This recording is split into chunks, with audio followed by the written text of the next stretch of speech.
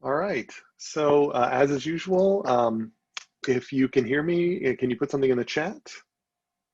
Excellent. Thanks very much. Appreciate that. Meeting is being recorded, which is good for me. Um, so, uh, so let's just get right into it here. So we're going to continue talking about indifference curves today, which we're going to try to sort of understand. If I were going to go back, I think, to the cartoon that I've got here, by the end of today, hopefully we'll understand more about where this shape comes from and where other shapes might come from. And so that's kind of where we ended last time. And so this general sections, we're kind of going kind of slow through. This whole unit is about kind of making sure we really understand indifference curves and these multi-commodity utility functions, and then how those translate into things like demand curves or marginal benefit curves and things like that. And so getting from utility to demand is ultimately what we are trying to do here in this unit.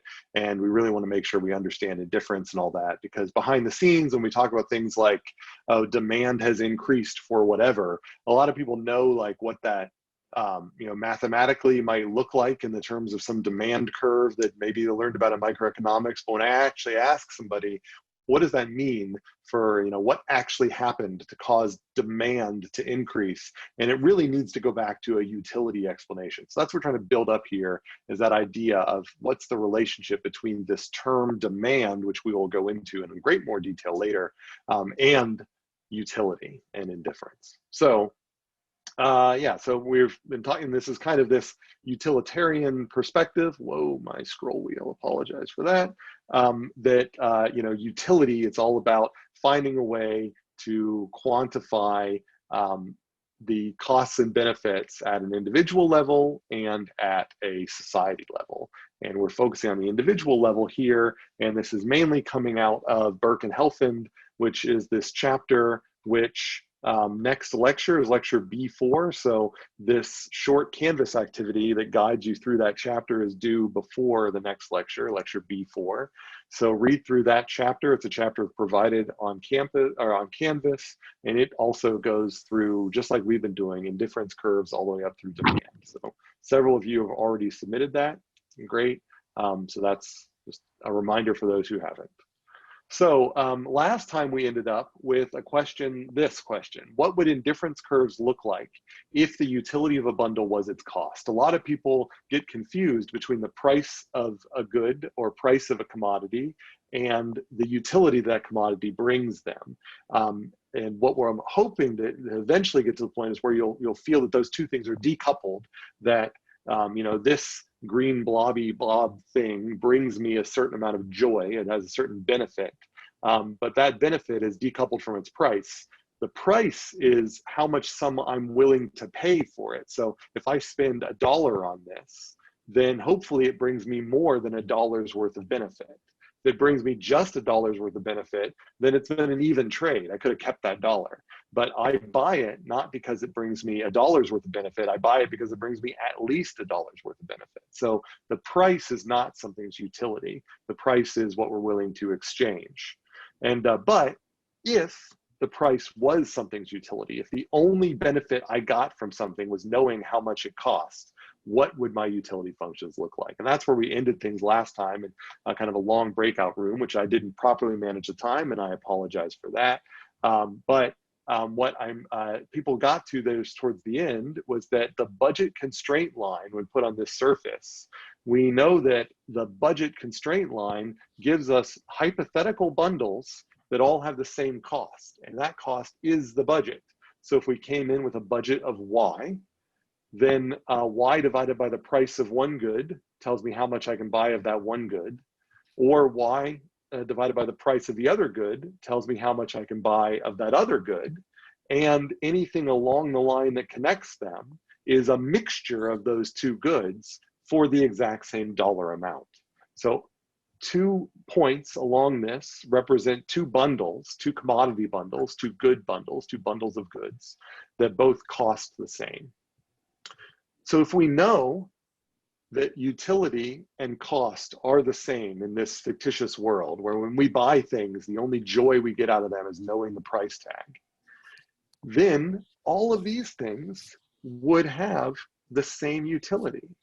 And so, so these two things would have the same utility, and thus the budget constraint line would be an indifference curve. So we found one indifference curve. So then the question was, what do the rest of the indifference curves look like? Well, in this world, the rest of the indifference curves would be parallel to that budget constraint line. And so the idea here is that two bundles of the same color that are on the same line here have the same cost.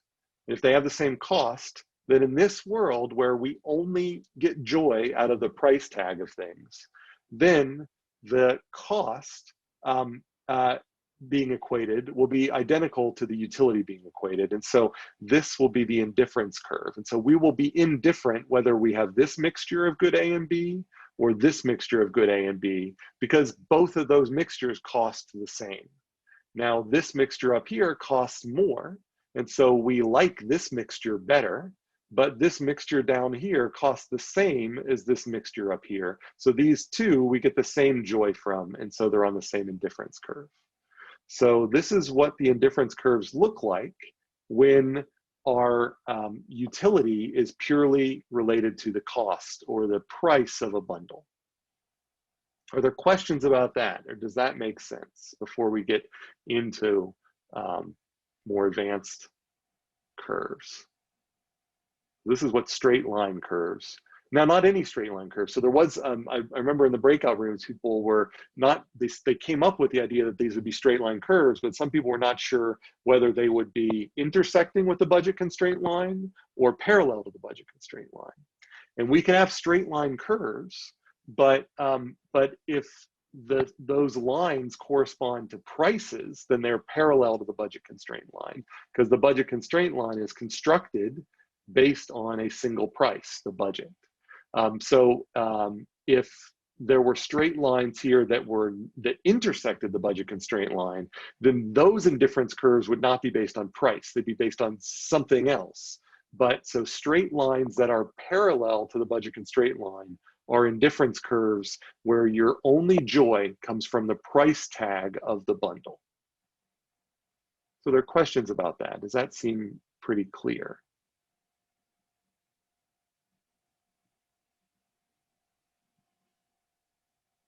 Okay. All right, so let's I actually didn't mean to give the answer to this away at the top of this slide. That was supposed to be animated away, but I think I didn't end up hitting shift when I was making this slide. So this was supposed to be a challenging question for you to think about here. What would indifference curves look like if we had a bundle that had both good A and good B in it, both commodities, A and B, both good A and good B?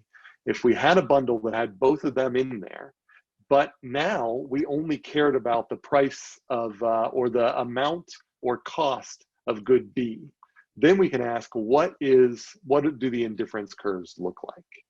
And so again, I was going to pose this to you all, but because I've given you the answer, then I'll just put it up there.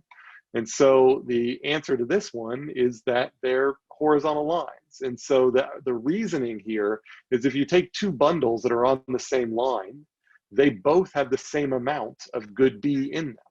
So we are indifferent to picking this bundle over this bundle because we are basing all of our decision making. All of our joy is based on the amount of B.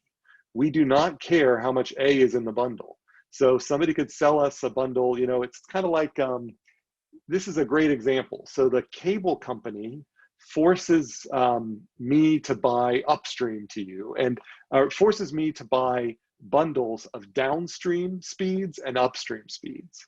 Now, in reality, I live in a house with my wife and my dog. My dog doesn't use a lot of cable. My wife and I usually use the internet at the same time. She's also a professor, and so we both have to worry about you know, our upstreams, you know, if she's teaching a class at the same time as me. But our downstreams, we're probably watching the same TV at the same time. So so the frustrating thing is that the price that the cable company puts on mixtures of upstream and downstream is pretty much based only on the downstream. But we really don't care about the downstream because all of the cable packages provided to us provide us enough downstream for our small family's needs. But the upstream is limiting. And so we effectively pay for upstream. So a cable company could give us, they could say your upstreams are all 10 megabit per second, but your downstreams are a bunch of different things. We would just pick the one that's cheapest because we only care about the upstream. We don't care about the downstream. That's kind of like what's going on here. You can imagine for us, good A is the downstream price or downstream amount. And good B is the downstream, is the upstream amount. We in my house only care about the upstream. We only care about how much speed we have connecting our videos, our web chats or whatever into the internet. And so this is our indifference curve. You know, I don't, you know, if you give me 10 megabit downstream or a gigabit downstream, as long as it has the same upstream, I don't really care. And so I would like to buy the one that's cheaper, but if you're limiting me to only one of those options, I'm going to pick it regardless of what price you get. You know, so it's like the value to me only depends on one thing, even though the bundle has two things in it. That's what's being shown here. Does that make sense in these indifference curves? Are there questions about that? This idea of the horizontal indifference curve means that you're buying two commodities, but you only care about one of the commodities in the bundle.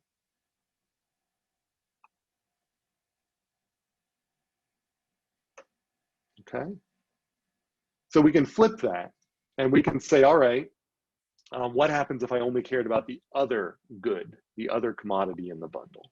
And if I only cared about the other good in the bundle, then I would get vertical because I don't care how much is in good B, but I care about good A. A lot of other people that don't do a lot of you know, web chat and things like that, and Zoom and whatever, they may not care at all about the upstream.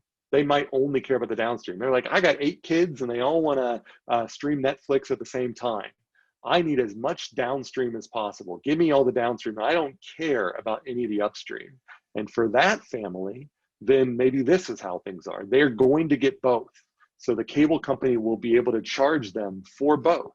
But even though the cable company charges them for both, they only care about one. They only care about the downstream.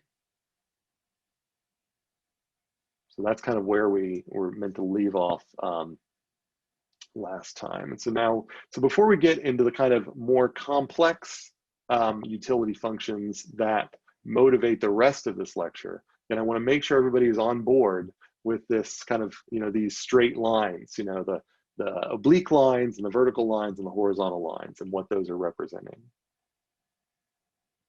That makes sense? Are there any questions?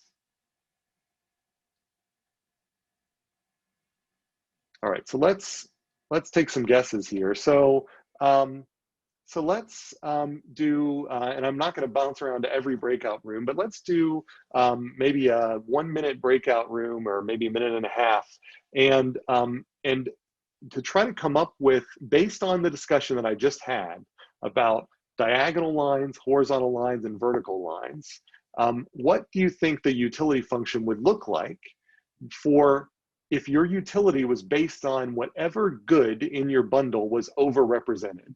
So if I sold you a cable package and it had more downstream, then you would value that. But if I sold you a cable package that had more upstream, then you would put all your value on the upstream. So in this case, I give you a bundle, you ask which good is overrepresented, and then I'm going to assign a value to only that good. So if that was the way you evaluated how you got joy from bundles, then what would indifference curves look like? This is a little more advanced. So I'm going to put you into breakout rooms, chat about that for about a minute, and then we'll come back and talk about it. So that's here.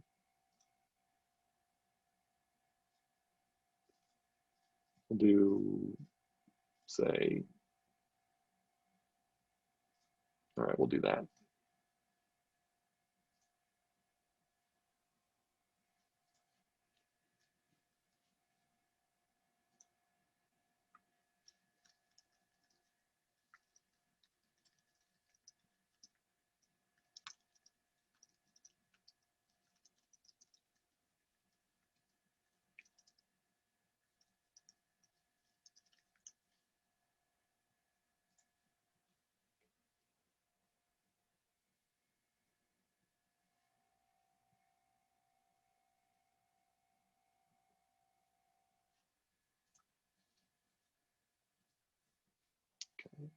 Good.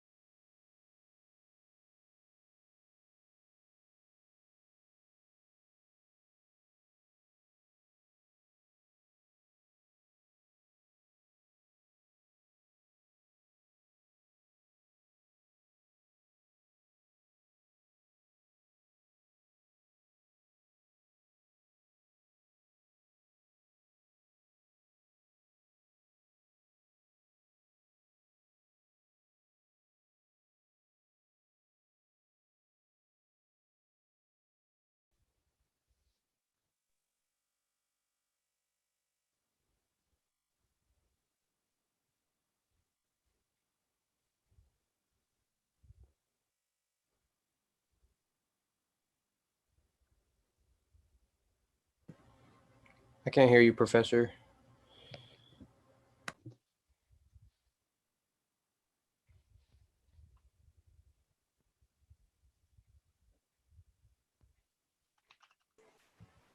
No.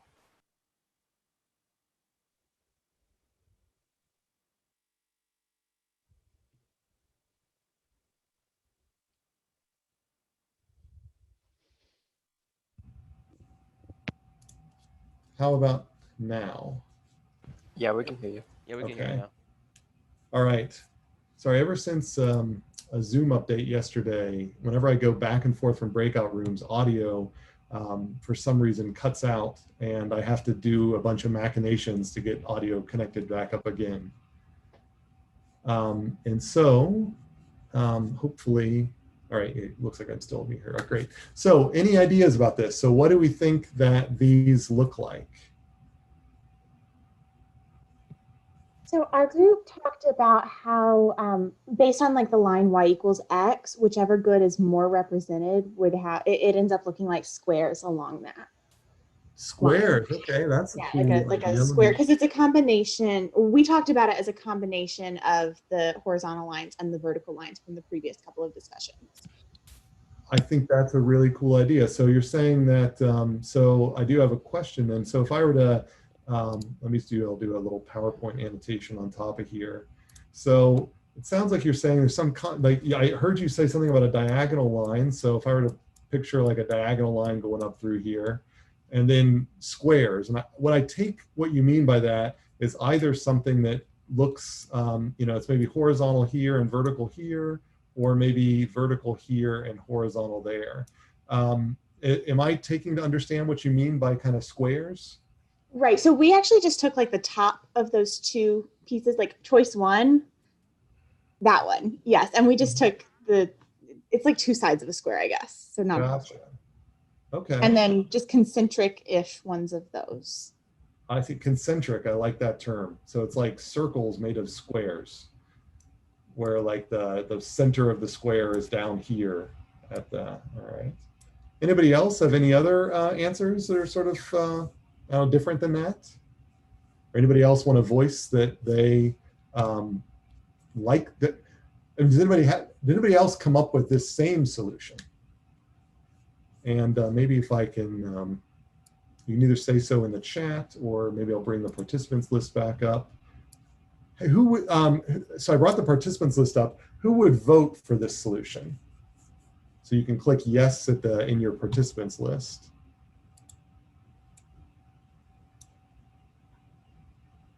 All right, I see a couple of yeses. And if you would vote for if you have a different answer, then you can vote no, and that would tell me that you came up with something else.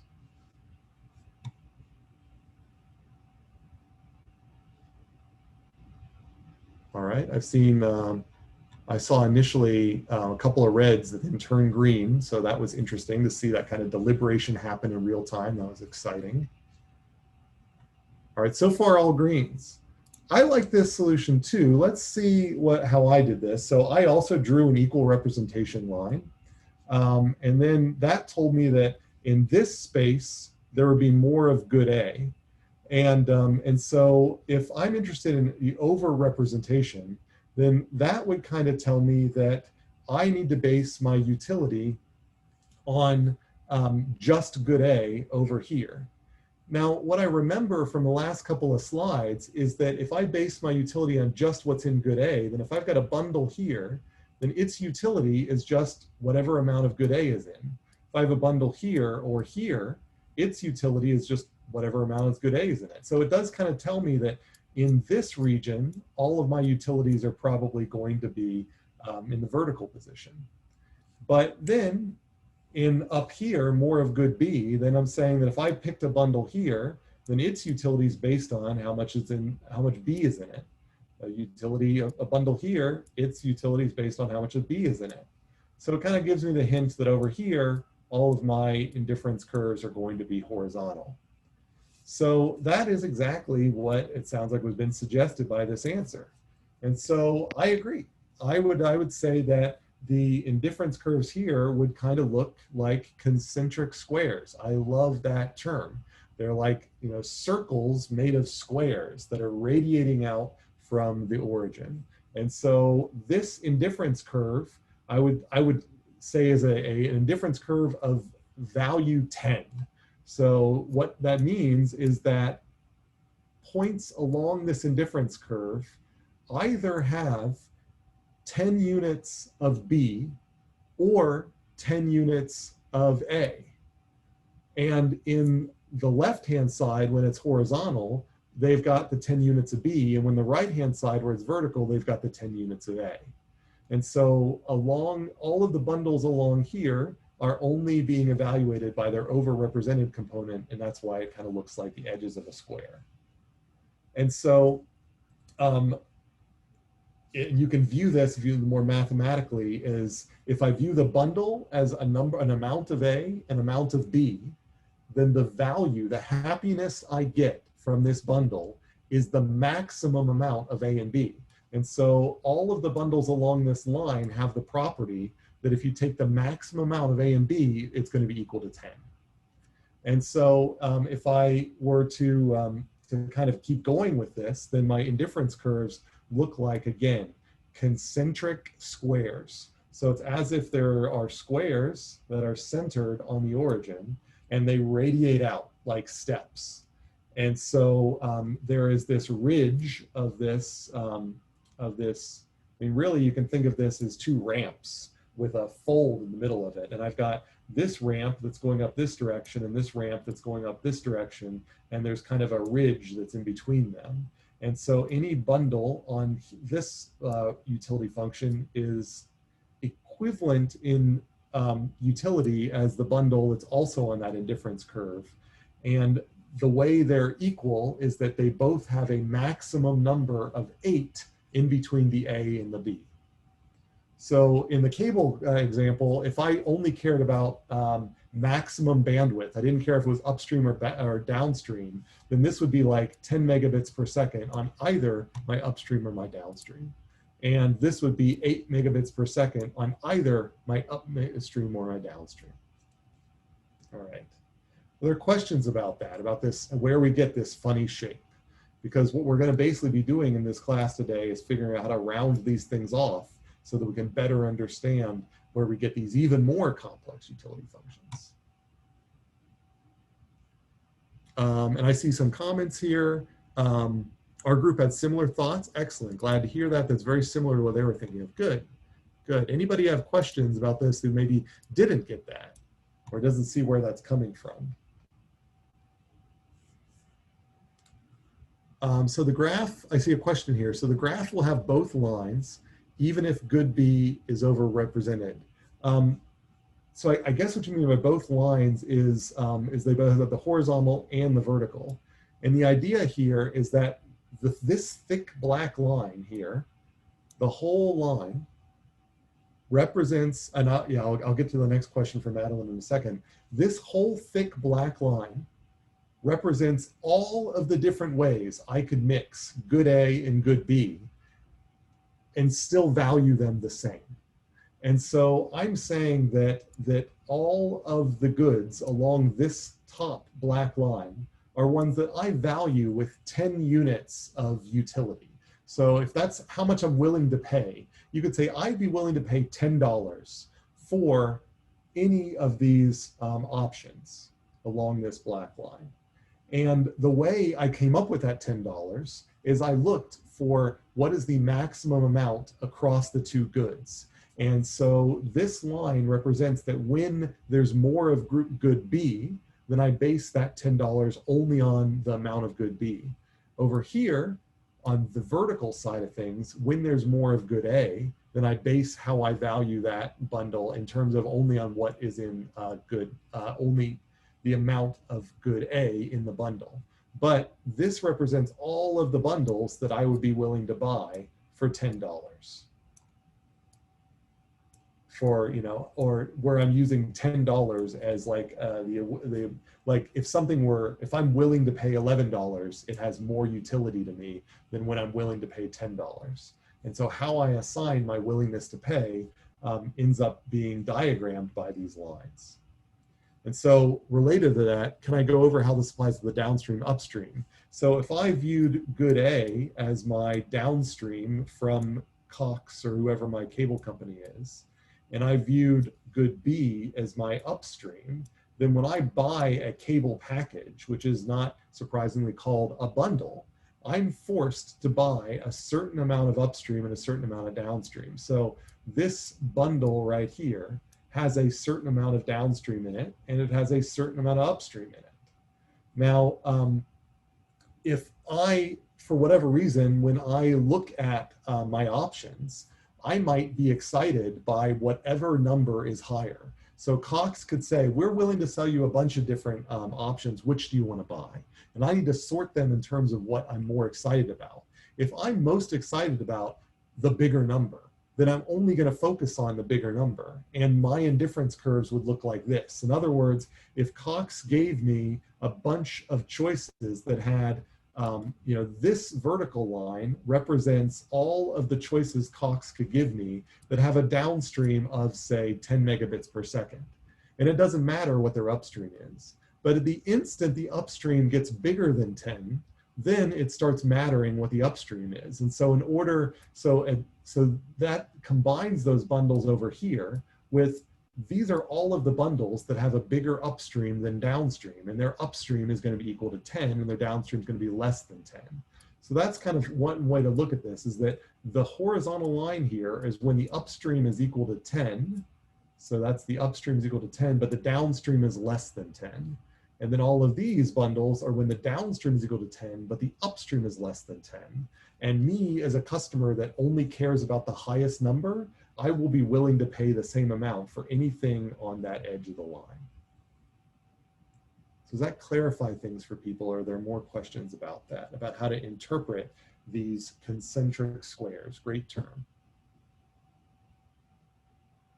Madeline, do you have further questions? Okay, okay, great. All right, so let's see where we go from here.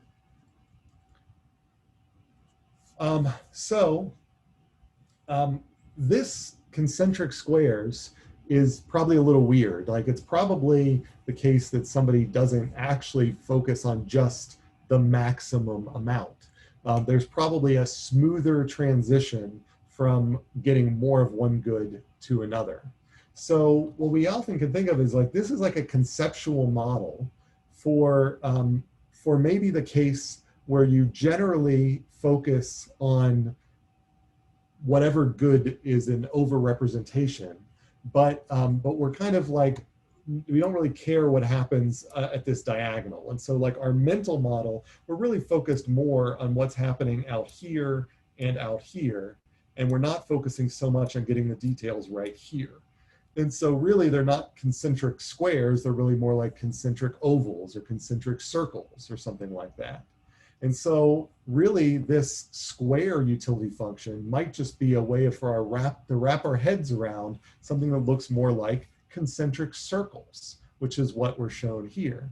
This utility function has a lot of the same features of that kind of concentric square utility function, but now the indifference curves are curved, which allows for a smoother transition as you go from bundles where you've got an overrepresentation of B to an overrepresentation of A. And so as you get more of A, then your kind of focus on B becomes slightly less. But still, if we were to draw a diagonal line here, then it tends to be that bundles on this side of the diagonal line are ones where you're putting more of your joy into good B, and bundles on this side of the diagonal line, you're putting more of your joy into good A. And you have equal joy for equal goods right at the middle. And that's where this marginal rate of substitution is going to come into play. So we mentioned that the marginal rate of substitution is kind of a way how much you're willing to trade of one good for another. So if we think about up here where things are flat, so the marginal rate of substitution is going to be low, and we'll see that come out. I'll make that formal in a second here. Then we find out that that here, because this is pretty flat sloped out here, then we have so little A that everything depends on B. So we are focusing all our effort on B because for this utility structure, we kind of are more interested in things that we have more of. And we have a lot more of B, so we're only focusing on B. But in this utility structure, if I do switch that, and now I get a lot more of A and very little B, then in this utility structure, I'm saying that I am going to put all my joy into how much A I have. And so I've got a nearly vertical slope here. But then in the middle here, then the slope of this line is 45 degrees. And so because that slope is equal to 1, I'm kind of equally care about good A versus good B. So you can again view these as willingness to pay, if that sort of helps there. And we'll get into more about that in a second. And so, and then there's intermediate versions of that. So this allows us to then talk about the marginal rate of substitution, which we introduced a couple lectures ago. And this is the slope along the indifference curve. It's how much of B that I'm willing to give up for 1 unit of A. If I have the psychology that I only care, that I care more about things that are overrepresented in my, like, let's say I'm a collector. If I am a stamp collector, I've decided to become a stamp collector, and it would be dumb for me to suddenly switch to become a baseball card collector once I have a whole lot of stamps. So once I'm all in for stamp collecting, then pretty much I only care about stamps, and I'm going to put a high value on stamps. If somebody offers me a box that has baseball cards and stamps in it, I'm only going to look at the stamps because I'm a stamp collector. Now, a baseball card collector, they've gone all in on baseball cards. If you offer them a box that has baseball cards and stamps, they're only going to pay attention to the baseball cards. Now, if you've got a little bit of both, then you might say, you know what, I'm willing to collect both things. So you look at that box and you mix the two of them. That type of utility function is what we're modeling with these concentric circles. And the specialization on one or the other is what we're modeling with these MRSs, which are these slopes along these utility functions. So, and so if I go up here, this is my stamp collector. My stamp collector, there's a low slope here because, like, so let's say these are stamps. So that's my stamp collector. So this good is stamps. And you give me a box that has stamps and baseball cards, and then these are cards. So if you give me a box that has stamps and baseball cards, then I might look a little bit at the cards, but I'm pretty much only going to look at the stamps. But if I am a baseball card collector, you give me a box of stamps and a box of baseball cards, and I only look at the baseball cards. If I've kind of had a healthy collection, I've been collecting both, then I will live in this world where I will own both.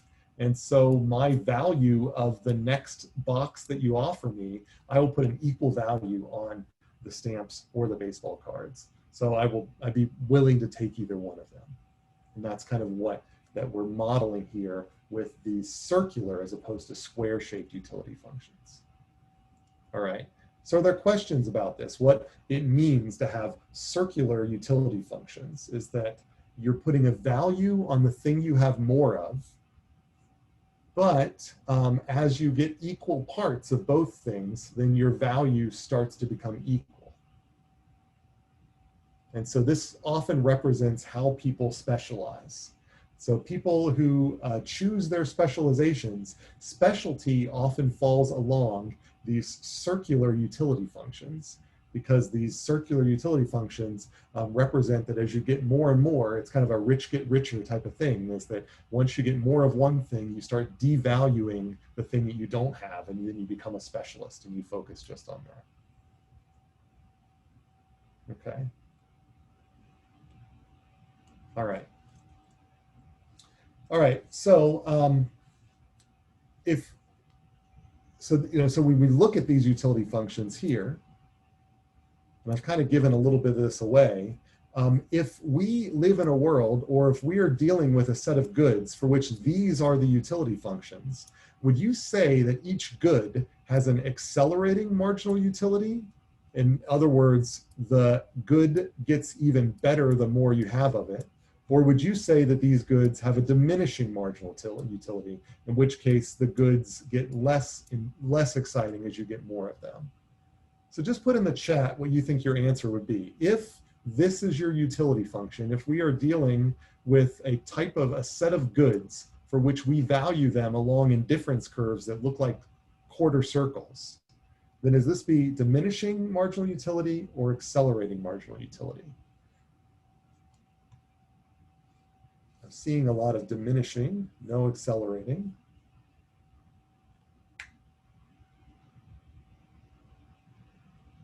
Both, interesting. Now I'm seeing accelerating. So I'm just going to let a couple more answers come in, see where our distribution of answers is. All right, I see a lot of answers for diminishing, and a couple of answers for accelerating. Would some, just because it's in the minority, I'm not going to say which one it is right now, but just because it's in the minority, would some brave soul be willing to justify why they chose accelerating, since that's in the minority opinion? Anybody? Go ahead.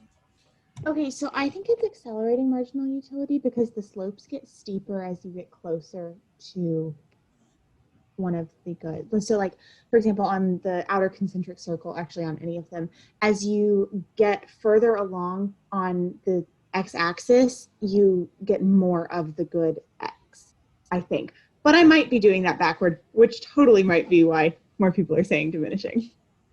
I think so the reasoning there sounds like as you're moving along the x-axis, then if we're looking at the slopes of these utility functions, they're getting steeper and steeper. Did I understand was that what you were saying?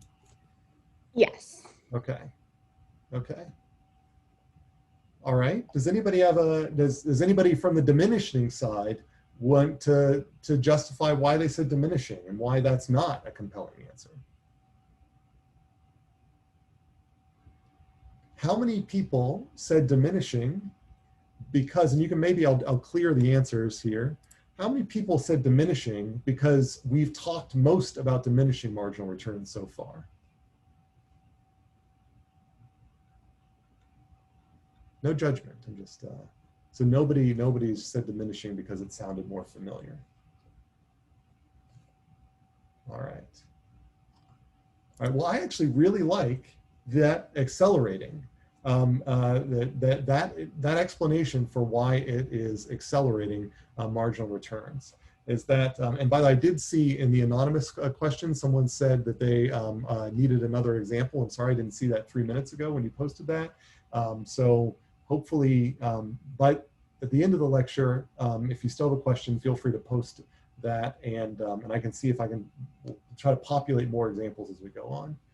So, that explanation about how the MRS is getting steeper and steeper is a great way to view it. The other way to view it is, again, I was saying that these utility functions are what go on in the mind of a collector choosing what they're going to collect. Someone who has not decided what they want to collect could collect anything. It doesn't really matter. But then as they start collecting more of one thing, then they want even more of that thing. And so those are accelerating marginal returns. And so what we're going to see here is that the MRS near the axis becomes steeper and steeper. And what that's representing is that they get sort of vertical here, is that as you move along the x-axis here, then whereas when you have hardly any of either good, then you almost have, the MRS is basically a 45-degree line. It's equal to 1. You'd be willing to trade one for the other. But now as we're moving along this axis with good A, then as we get more of good A, we are willing to trade more of good B for more of good A. So in other words, we don't want to give up any good A, but we are happy to give up good B to get more of our good A. And so if we think of our MRS as delta B over delta A, then if this thing goes vertical, then that's like being equal to infinity here. And that means you're willing to give up all of your B for just a little bit of your A. And so that means you really, really care about A. So as you get more of A, you want more of A. And that would, to me, would be accelerating marginal returns. So that is when you see these concentric circles, when it's concave, then that represents accelerating marginal returns. And that goes for both the examples of, for both good A and good B. So if you see concave indifference curves, then that means that both goods have accelerating marginal returns. And this is what you'd expect someone choosing a specialization. Once they get good at that, they want to become more, increase more along that dimension. And so they have accelerating returns. That's where concave utility functions come up with. So then the question would be is if I did have diminishing marginal returns, what would those utility functions look like? And those are the ones that I'll just say for time are the ones that we more commonly see, and they have that convex shape. So they bend the other way, and that's what we're going to see here. So if we think about that in the extreme case, what diminishing marginal returns is like conceptually is when you only value the thing you have less of. So when you hear someone say diminishing marginal returns, what they're saying is that look at all of your assets, and the asset that you have the least of, that's the thing you value the most because you don't have much of it. And so if we were to sort of do the same exercise we did at the beginning of the lecture, we can say, what do the utility functions look like? And they're going to look similar to the utility function, the indifference curves that we drew earlier, but they're going to sort of be flipped in that instead of being concentric squares, they're going to sort of be like, it's almost like they're concentric squares where the center is way off at infinity. And so they're going to be like these L-shaped ones. And so this indifference curve right here represents all the bundles of equal value, and we've judged the value of those bundles by the thing that they're the good that is least represented in the bundle. And so all of these bundles happen to have the same amount of the least represented part of the good. So in all of these bundles, the smallest good is 10. And so the other good is more than 10. That's what all of these bundles are.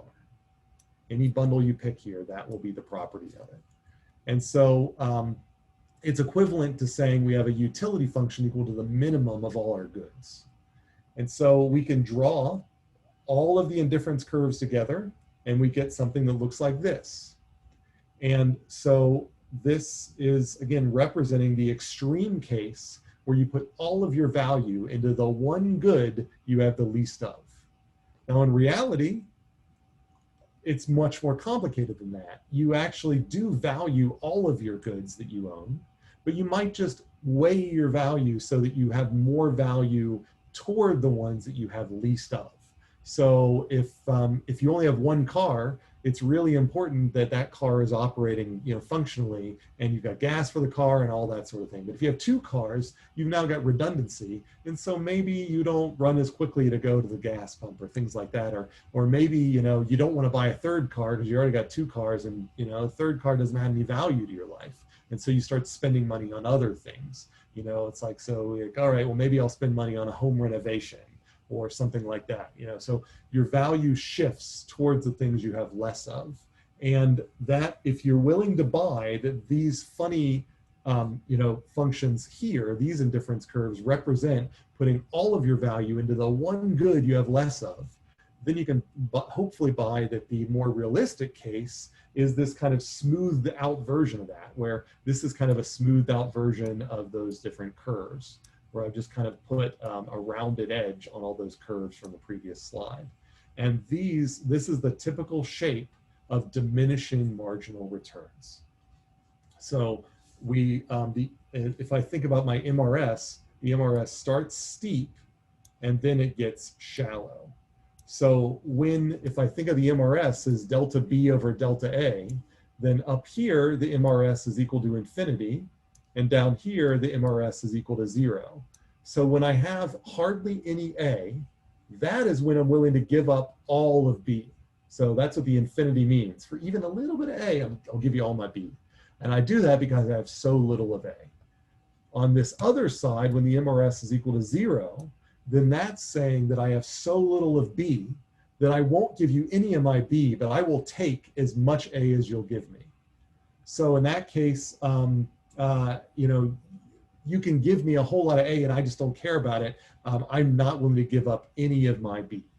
So, or to put another way, I have so little B that I will give you all of my A in order to get just a little bit of B.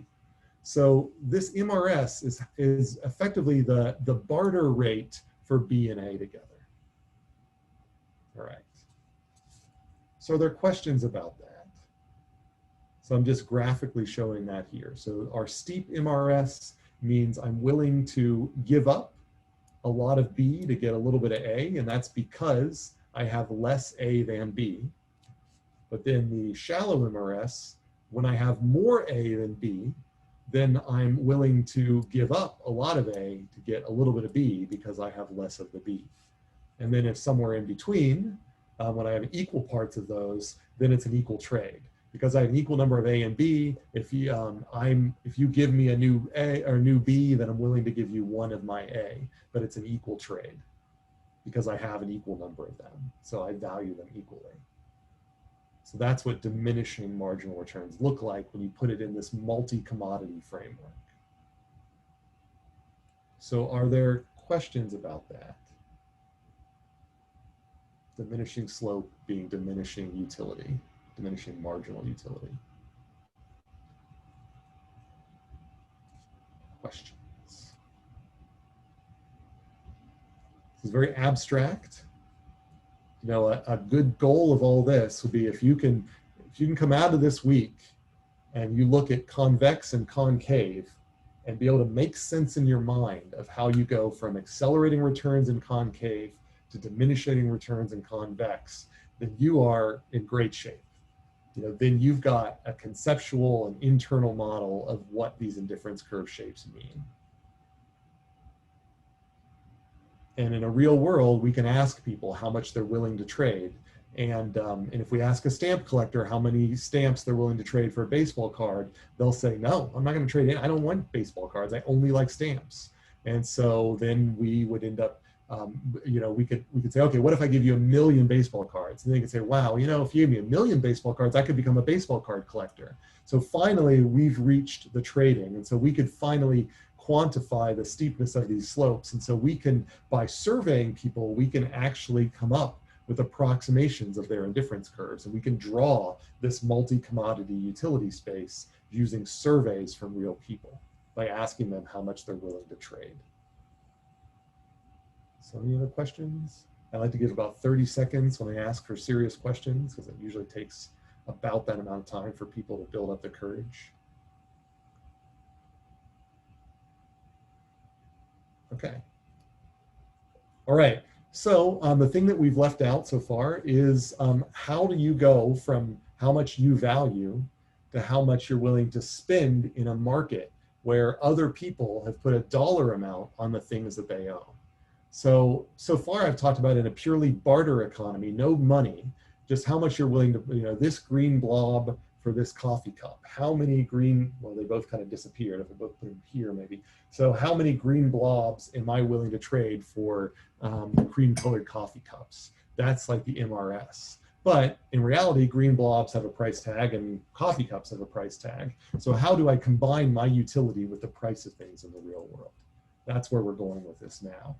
And so there are two ratios that are going to be very important to us. One of them is the marginal rate of substitution. How much are you willing to trade of one good for another?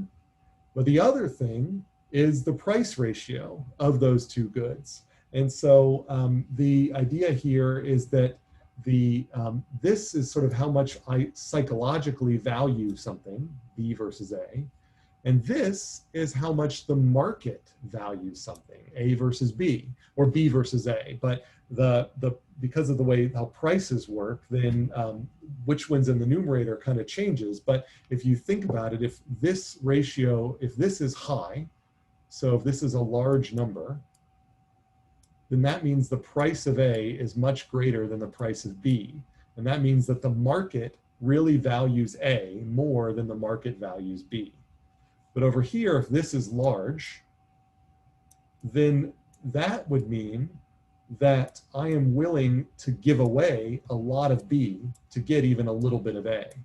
So both of these would indicate that I value A more and the market values A more. But just the way that prices work, then in order for us to sort of quantify the relative value to the market, we have to divide the price of A by the price of B.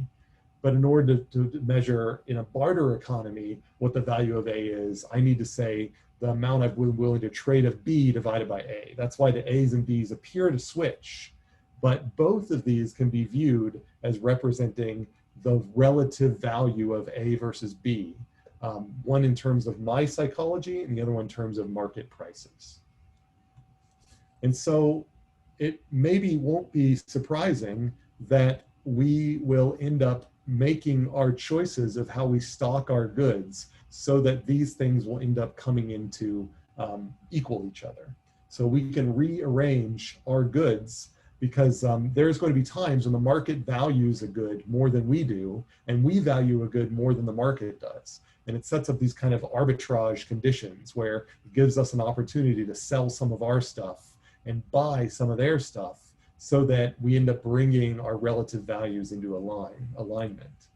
So, and so that's kind of what we're going to be talking about here. So let's introduce the budget line one more time. And so the question here is, if I give you a budget constraint line, and I have good A here and good B here, and let's say I also gave you two prices, the price of good B and the price of good A. Now, without me telling you the prices, just with showing you this line, how many people think that good B, or let's say, actually just maybe put it into the chat, which one of these two do you think is cheaper? If I show you this budget constraint line here, per unit, which one of these things do you think is cheaper, A or B? And you can just put your answer into the chat. Okay, I'm seeing a lot of answers. High confidence in B, I think, so far. I haven't seen any answers for A yet. All right, good. So would any brave soul like to justify why they thought that B was cheaper? Either in the chat Go ahead. Because you can buy more of B for the price that you have available. Because if you're looking at that graph, it's way higher, which means the number of items is higher for the amount of value, right? The number you have, amount you have. Yeah. So I think that's an excellent answer, and that answer was echoed in the chat as well. And so if we look at this budget, if we go all the way to the axes, then when the budget constraint line intersects, where if you were to put your whole budget into buying one good, how much could you buy of it? And clearly we can buy with this budget a lot more of B than we can of A. And that tells me that per unit, then B is cheaper. So that's all we're saying here. The same budget can buy more of B than A. And so we know that B is cheaper. So if I think about the slope of the budget constraint line, this slope is going to be the price of A divided by B, the price of B. And so this is a steep slope, and so this is a large number. So this slope here is large, and that corresponds to the price of A being higher, which means that the market values A more than it values B. And so large slopes of the budget constraint line mean higher prices for the horizontal axis, for the good that's down here. Steep slope, price of A is greater than price of B.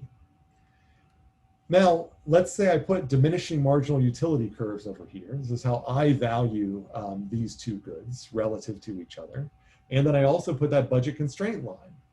And so we've talked about, this, like where I'm going to put my effort, or where I'm going to buy things.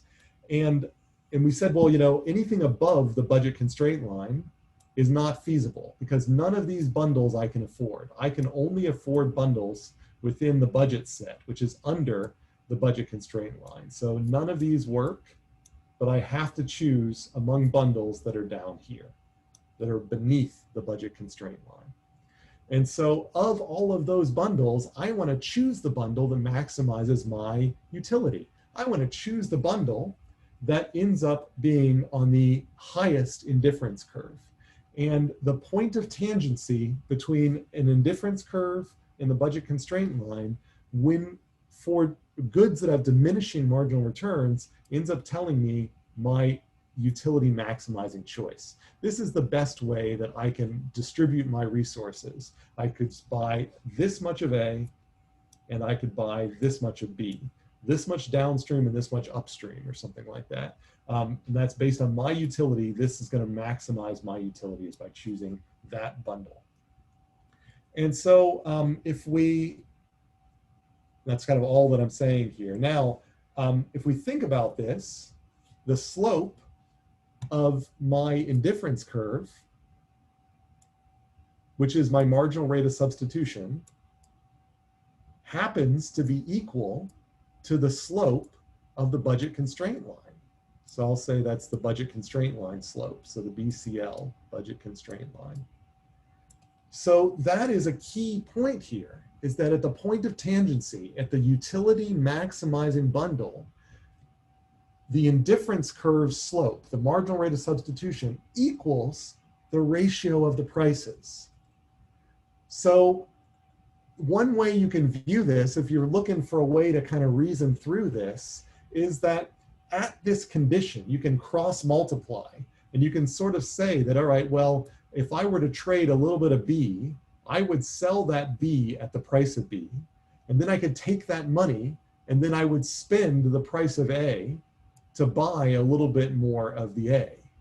And when these two things are equal, then there's no beneficial way that I can change my position by buying and selling those two goods. Because I already kind of, I kind of agree with the market on the relative value of these things. So I can't sell a bunch of A and buy B and suddenly be on a higher utility curve, or sell a bunch of B and buy A and be on a higher utility curve. Because right now, if I sell a little bit of B at the price of B, then if I buy some A, I'm actually going to be worse off, and I'm just going to want to buy my B back. So this is the so-called equi-marginal principle. And it is when the marginal rate of substitution is going to be equal to the price ratio of these two goods. And so the marginal value of in our psychology is going to match the kind of marginal value to the market, is the so-called equi-marginal principle. All right, I see a nice in the chat. I appreciate that feedback, thanks. I didn't come up with it. But this only applies to diminishing marginal utility, all right? So, so these curves that are convex. So just to kind of see this play out, you know, to further this example, if I happen to own this much of B and this much of A, then I can evaluate my marginal rate of substitution, and I can evaluate how much the market cares. So on the budget constraint line, the slope of the budget constraint line is how much the market cares, and the slope of the indifference curve is how much I care. And because those slopes don't align, then that is going to tell me that the market values B more than I do. And so because the market wants B and I've got B, I'm going to sell a lot of B. And as I sell B, then the amount of B that I have is going to go down. And what am I going to do? I'm going to buy A. And if I buy A, the amount of A I am is going to go up. And that's going to slide me down the budget constraint line back toward the point of tangency. On the flip side, if I have a lot of A and little b, and I'm beneath this point of tangency, so the point of tangency is up here, then what that's going to tell me is that the market values A more than I do. And so I can sell A, get a bunch of money back, and buy B. And when I sell A, that's going to remove me down. And then when I buy B, that's going to move me up. And then the net effect is I'm going to move along the budget constraint line back towards the point of tangency. And so this equi-marginal principle is just reflecting the fact that clever people are going to evaluate how much they value relative goods and how much the market values relative goods. And when the price is right, they're going to sell some of their goods and buy some other goods until the amount of goods that they have brings them to a space in their utility space where they are kind of okay to sit. They're saying, I'm not willing to sell anymore. I'm not willing to buy anymore. If I sell anymore or buy anymore, I'm not going to reach any higher utility. So that's this idea of the equi-marginal principle. Okay. Are there questions about that? This idea of what hopefully gives you a more conceptual feel as to where this point of tangency comes at. You can either think of it as a point of tangency, or a better way to think of it is the point where the MRS, where the slope of the indifference curve happens to be collinear with the budget constraint line. So you end up choosing things until your marginal rate of substitution agrees with the budget constraint line. And at that point, you stop. Any questions about that? About 10 minutes left of class.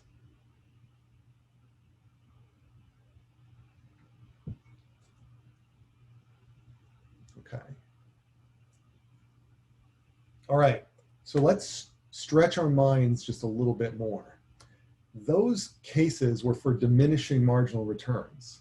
Now, there are certain types of goods that don't have diminishing marginal returns. They might have constant marginal rate of substitutions. So this rare case might be that regardless of how much you own of A or B, you always value them relatively the same. So, you know, it's like saying that no matter how many coffee cups you have, you always value coffee cups and silverware relatively the same.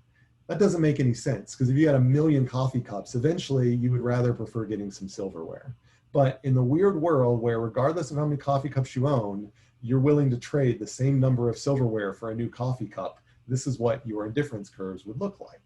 Now, if these indifference curves are shallower than the budget constraint line, which is over here, what do you think you might do? Where would you put your money? Would you put your money here? Would you put your money here? Maybe you put your money down here. Maybe you'd put your money up here. What choice maximizes your utility? So by yourselves, like look at that for 10, 15 seconds. And then in the chat, give me a description of where you would put your money in this particular case. If your utility functions were all lines like this, constant marginal rate of substitutions, constant slopes, and this budget constraint line was steeper than your marginal rate of substitution, then where would you put your money? Would it be in a mixture of A and B? And if so, where? Or would it be all in A or all in B if you wanted to maximize your utility? So where would we put it? I guess I'm saying mixture or all in B or all in A.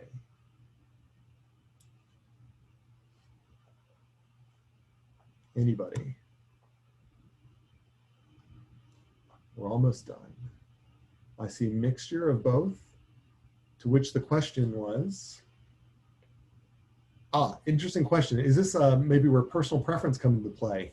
The utility function is a model of your preferences, your personal preferences. So if these were your preferences, if this utility function matched your preferences, then where would you put? So first I saw all mixtures. The problem with that was saying mixture, then you have to say where, which mixture, because there's a bunch of mixtures. Now I'm seeing people say all B. Why all B? So, and you can put this in the chat if you'd like to. Why would somebody only pick all B? Why not all A? Highest indifference curve is a question, is an answer that came out in the chat. Anybody else like that answer? Highest indifference curve? Highest utility, I see some agreement. Highest utility, same budget. This is beautiful. That's exactly what I want you to be saying. You make choices to climb the indifference space, to climb the utility space. If you're stuck with these choices underneath here, the highest way that you can climb is to choose B, all B there. And that is where you would choose. There is no way to make your MRS collinear with the budget constraint line. And so in that case, all you can do is put all of your options in B. So, so you basically think to yourself, I value B more and it's cheaper because the market likes A more. So I'm going to sell all my A and I'm going to buy all my B. And so that's what you end up doing there. Now, if they change the prices of things so that the budget constraint line now has much cheaper A, then I might say, well, you know what, I value B more and it's cheaper because the market likes B more. So then I sell all my B and buy all my A. And so in this budget constraint line, the value shifted and I shifted the other way. And you can see this is, again, the highest way I can reach, or the best way to reach the highest indifference curve. So it's the relationship between these two. Now, in the last special case I want to throw out there, just to kind of stretch your thinking, is if we go back to our accelerating marginal returns, well, then what the heck do we do? This is a special case where the equi-marginal principle looks like it would apply, but it does not. You do not apply the equi-marginal principle when you have accelerating marginal returns. Because if you did, you'd be stuck on this utility function, because that's where the tangency is, even though you technically, for the same money, could have reached higher indifference curves, higher amounts of utility. And so we do not want to pick the point of tangency when it's an accelerating marginal returns. In the end, what we do for accelerating marginal returns is a so-called all or nothing solution. We look at both pure bundles, we have to evaluate both of them, and we pick the pure bundle with the highest utility. In this case, it happens to be pure B, and so we're going to choose pure B. So if some of you have heard about economies of scale, so when you have, let's say, pollution control, where there is an economy of scale, that means that as you spend more to control pollution, it becomes cheaper to spend even more to control pollution. Well, in those particular cases, rather than coming up with an optimal, balance of exactly how much pollution you're going to control, you're going to just clean everything. So when you have economies of scale, or when you have accelerating marginal returns, you specialize. And so you end up evaluating, based on your budget, Would I be better specializing on A, or would I be better specializing on B? And then you look at those two options and rank them, and then you choose all of one and nothing of the other. So accelerating marginal returns, all or nothing. Not equi-marginal. Equi-marginal is only diminishing marginal returns. All right. I think that's the last technical thing. Everything else here is just a reminder of what's coming up. Any questions? Yeah, so economies of scale, and we will talk more about economies of scale later. This is just a preview. An economy of scale is when, so often in production, we talk about economies of scale. It costs a lot to make the first coffee cup. But once you make the first coffee cup, you have all of the materials you needed to make the first coffee cup. So the second coffee cup is cheaper to make. And maybe after you build 2 coffee cups, you get even better at building coffee cups. And then the third one might be even cheaper to build. And then maybe eventually, other people start making coffee cups, and there's all these other things that could happen so that the next coffee cup is always cheaper to build. In that case, it's a so-called an economy of scale.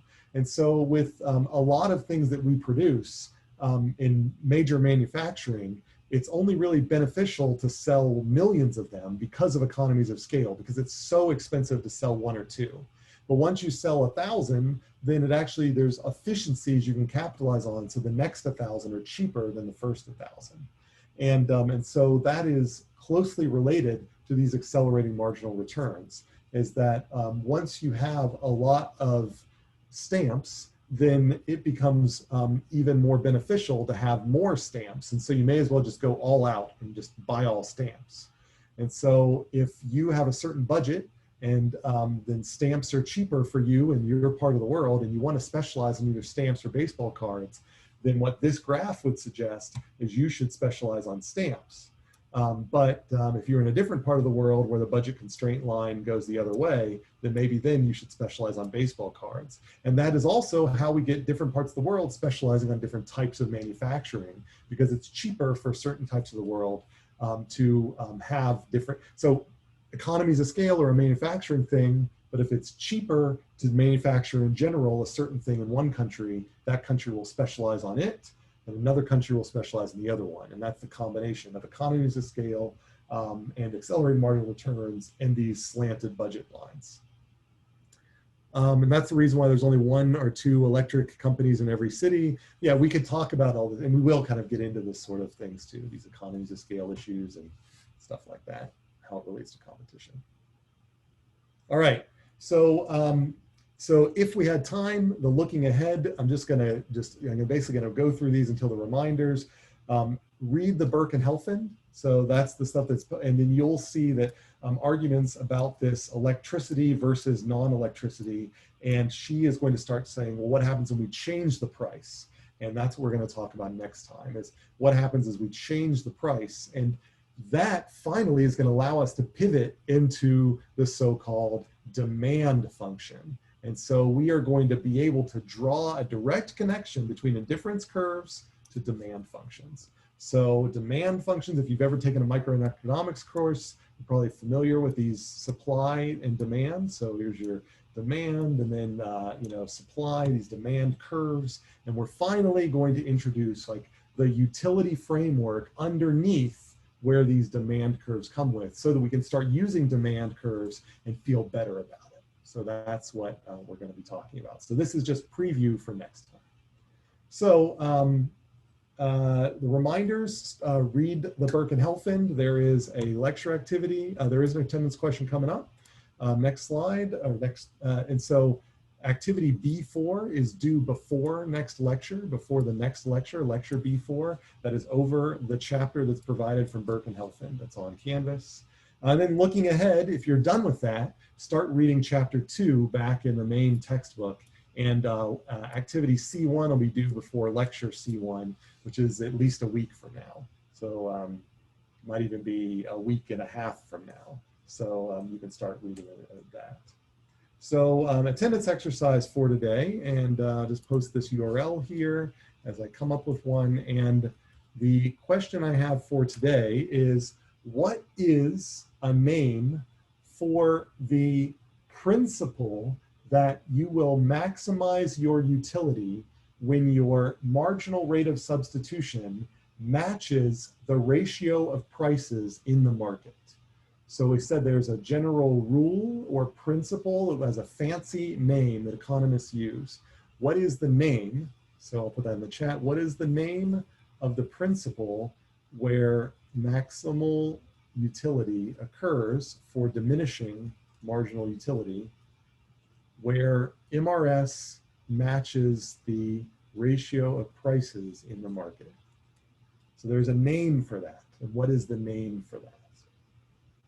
So you can submit that in your attendance exercise for this week and hit submit, and that's all I have for you today. I'll hang around for a few minutes if anybody has questions. Otherwise, you feel free to pop off.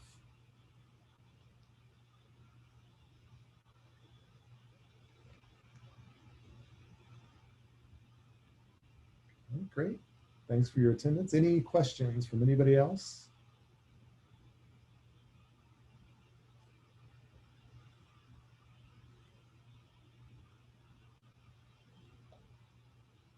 Concave or convex utility functions.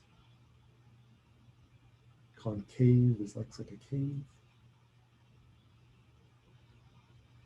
All right. Again, feel free to hop off when you are satisfied. And then I'll wait until a critical mass is reached and then end the meeting.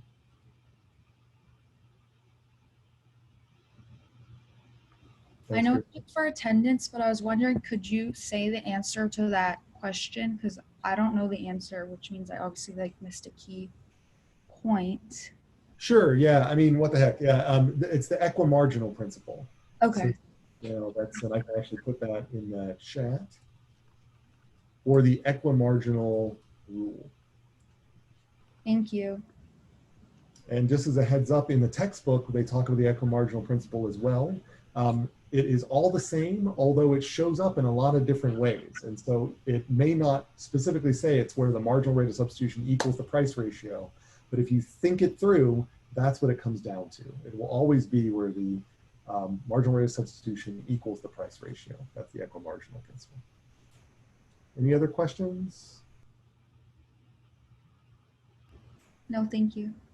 Great. All right, in that case, I will end the meeting, and have a nice weekend, everybody.